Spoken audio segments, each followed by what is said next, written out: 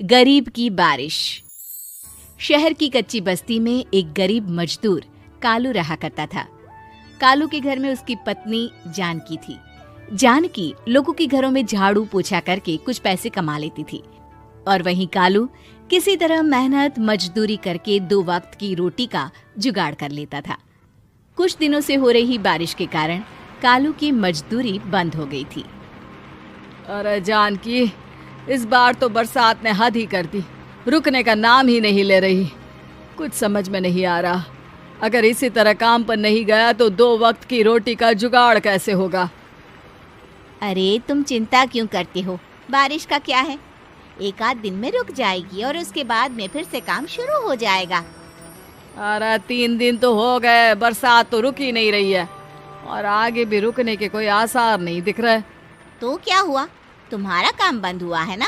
मैं तो अभी भी लोगों के घर झाड़ू पोछा करने जाती ही हूँ। मेरे पगार से कुछ दिन तो निकल ही जाएंगे। अरे घर का खर्चा तो हम किसी तरह चला लेंगे जानकी, लेकिन ये जो छत टपक रही है इसका क्या करेंगे? ये बात तो आपकी सही है। हमारी झोपड़ी अब काफी पुरानी हो चुकी है और इसके छप्पर में भी कई सारे छेद हो गए हैं। रात भर पानी टपकता रहता है। अरे मैं भी इसी बात से बहुत परेशान रहता हूँ। कहीं किसी दिन ज्यादा बारिश आ गई तो हमारी झोपड़ी टूटकर बिखर ना जाए। राम राम राम, ऐसी अशुभ बातें क्यों करते हो? अरे ऐसा कुछ नहीं होने वाला। ये झोपड़ी ही तो हमारा सब कुछ है। अगर यही नहीं रही तो हम जाएंगे कहाँ? ठीक है जानकी, जब तुम्हारी पगार मिल जाएगी तो कुछ पैसे बचाकर झोपड़ी के छप्पर की मरम्मत करवा लेंगे। शायद हमारी परेशानी कुछ कम हो जाए। ठीक है जी, अब ना ज्यादा परेशान मत हो। ये लो, खाना खा लो और सो जाओ। सुबह मुझे भी जल्दी काम पर जाना है।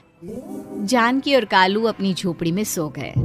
रात को अचानक से बहुत तेज बारिश शुरू हो गई। धीरे धीरे बारिश का पानी कालू की बस्ती में भरने लगा।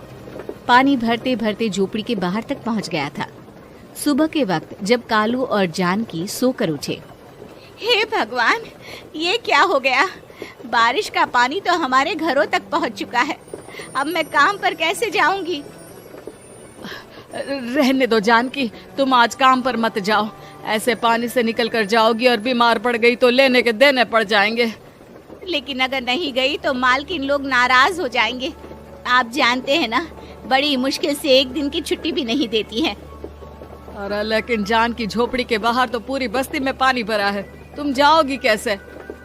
जानकी जैसे तैसे करके काम पर चली जाती है, लेकिन अगले दिन फिर